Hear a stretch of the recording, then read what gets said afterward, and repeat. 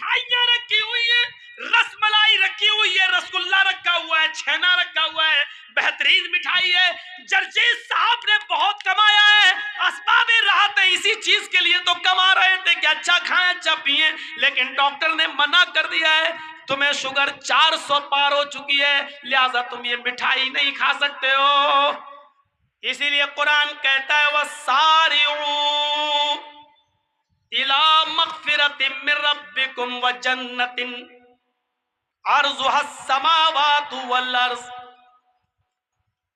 अपने रब की मगफिरत की तरफ दौड़ो और उस जन्नत की तरफ दौड़ो जिसकी लंबाई और चौड़ाई जमीन व आसमान के बराबर है। दुनिया में आज इंसान सिर्फ कमाने पर लगा है, असबाबे राहत बहुत। जर्जीस साहब ने बहुत कमाया, आज जर्जीस साहब के पास असबाबे राहत बहुत है। आप जर्जीस साहब के घर आइए तो आपको देखने को मिलेगा उसके घर में एयर कंडीशन भी है, आज उसके घर में 4 व्हीलर भी है, आज उसका घर भी आलीशान बना हुआ है। असबाबे राहत तो जर्जीस साहब के पास बहुत है, लेकिन डॉक्टर ने मना कर दिया, जर्जीस साहब आप बीमार हैं, आप एसी की ठंडी हवा में नहीं लेट सकते हैं। ऐसे असबाबे राहत से क्या फायदा? हम और आप जो कमा रहे हैं, राहत के असबाब इकट्ठा कर रहे हैं कि हमें गर्मियों में एसी की ठंडी हवा मिल जाए। हमने बहुत कमाया, लेकिन डॉक्टर ने मना कर दिया कि एसी की ठंडी हवा में नहीं लेट सकते हो। असबाबे राहत इतने हैं कि चलने के लिए 4 व्हीलर है मेरे पास, लेकिन डॉक्टर ने मना कर दिया है सुबह सवेरे तुम्हें रोजाना पैदल टहलना होगा। अगर पैदल नहीं टहलोगे, कुछ दूर 2-3 किलोमीटर रोजाना चहलकदमी नहीं करोगे तो तुम्हारे पैर जाम हो जाएंगे। तुम्हें जरूरी है अपने आप को स्ट्रांग रखने के लिए तुम्हें पैदल चलना पड़ेगा।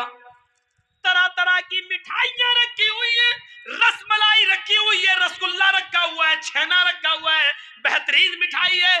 जर्जीस साहब ने बहुत कमाया है, असबाबे राहत है, इसी चीज के लिए तो कमा रहे थे कि अच्छा खाएं अच्छा पिए, लेकिन डॉक्टर ने मना कर दिया है, तुम्हें शुगर 400 पार हो चुकी है, लिहाजा तुम ये मिठाई नहीं खा सकते हो।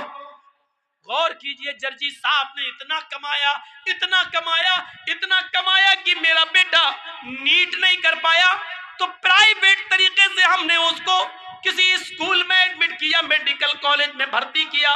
50 लाख रुपए देकर मैंने, 80 लाख रुपए देकर मैंने MBBS में उसका एडमिशन करा दिया।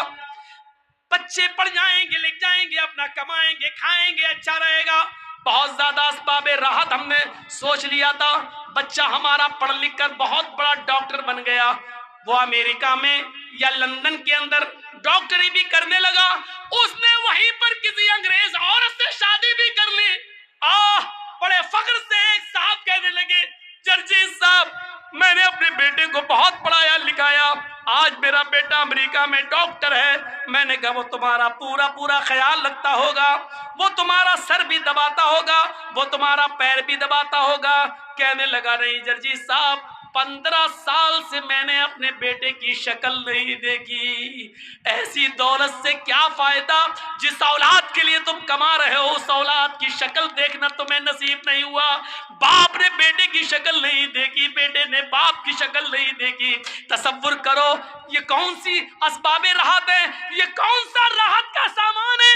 उस जमाने में लोग एक रोटी खाते थे, लेकिन उनकी औलाद उनकी आंखों के सामने रहती थी, और वो बच्चे भी एक रोटी कमाते थे, लेकिन आधी अपने माँ बाप को खिलाकर अपने माँ बाप की सेवा और खिदमत किया करते थे। तसव्वुर करो मेरे भाइयों, लोग इसी चक्कर में बख्श दिए गए। तसव्वुर कीजिए, एक वो जो लोग गार में फंस गए थे, उनमें एक आदमी वो था जो ये कह रहा था कि अल्लाह तू अच्छी तरीके से जानता है कि मैं बकरियों को चराने वाला हूँ, और जब बकरियों को चरा कर घर ले जाता हूँ तो सबसे पहले बकरियों का दूध दोता हूँ। मैं अपने बीवी और बच्चों को नहीं, सबसे पहले अपने माँ बाप को अपनी बकरी का दूध पिलाता हूँ। जब वो सो जाते हैं तो फिर मैं अपने बीवी और बच्चों को दूध पिलाता हूँ। अय अल्लाह तू अच्छी तरीके से जानता है कि एक दिन मैं जब देर से घर पहुंचा और जब जंगल से जाते जाते मुझे बकरियां ले जाकर देर हुई तो मेरे माँ बाप सो चुके थे। मैंने बकरी का दूध दोहा, उसको गर्म किया और प्याला लेकर अपने बाप के सिरहाने खड़ा हो गया। मेरे बाप सो चुके थे। मैंने अपने माँ बाप को उठाया नहीं कि उठाएंगे तो नींद में डिस्टर्ब होगा, लिहाजा सुबह के वक्त मेरे माँ बाप की आंख खुली। जैसी खुली मैंने दूध का प्याला अपने माँ बाप को दे दिया। मैंने खुद नहीं पिया, पहले अपने बाप को पिलाया। जब मेरे बाप ने पूरा दूध पी लिया, फिर मैंने अपने बच्चों को और अपनी बीवी को दूध पिलाया। अय अल्लाह, अगर मैंने ये काम तेरी रजामंदी के लिए, तुझे खुश करने के लिए किया है, तो इस गार का मुंह खोल दे ताकि हम निकल जाएं। उस जमाने में लोग अपने माँ बाप की खिदमत करके अल्लाह से ये कहते थे, अल्लाह मेरी इस परेशानी को दूर कर दे। आज तो हमें ऐसी पढ़ाई लिखाई हो गई है, आज असबाबे राहत के चक्कर में, कमाने के चक्कर में आज हम अपनी औलाद से और औलाद बाप से इतनी दूर हो चुकी है कि बाप बेटे की शक्ल नहीं देख रहा और बेटा बाप की शक्ल नहीं देख पा रहा है। गौर करो, आप ही लोगों में कितने लोग ऐसे हैं जो बेचारे दिल्ली और मुंबई काम करने जा रहे हैं, कितने लोग ऐसे हैं जो इंडिया छोड़कर आज सऊदीया, कुवैत और दुबई में काम कर रहे हैं। 2-2 साल 3-3 साल से ना उन्होंने बाप की माँ की शक्ल देखी, ना औलाद ने माँ बाप की शक्ल देखी, ना माँ बाप ने अपनी औलाद की शक्ल देखी। असबाब राहत है, सामान तो आप बहुत कमाना चाहते हैं, राहत के बहुत सी चीजें इकट्ठा करना चाहते हैं, लेकिन राहत नसीब नहीं हो रही है। ईमानदारी के साथ बताइए, राहत है? या ये कह लीजिए कि इसी चीज को हमने राहत समझ लिया है, इसी चीज को हमने राहत समझ लिया है।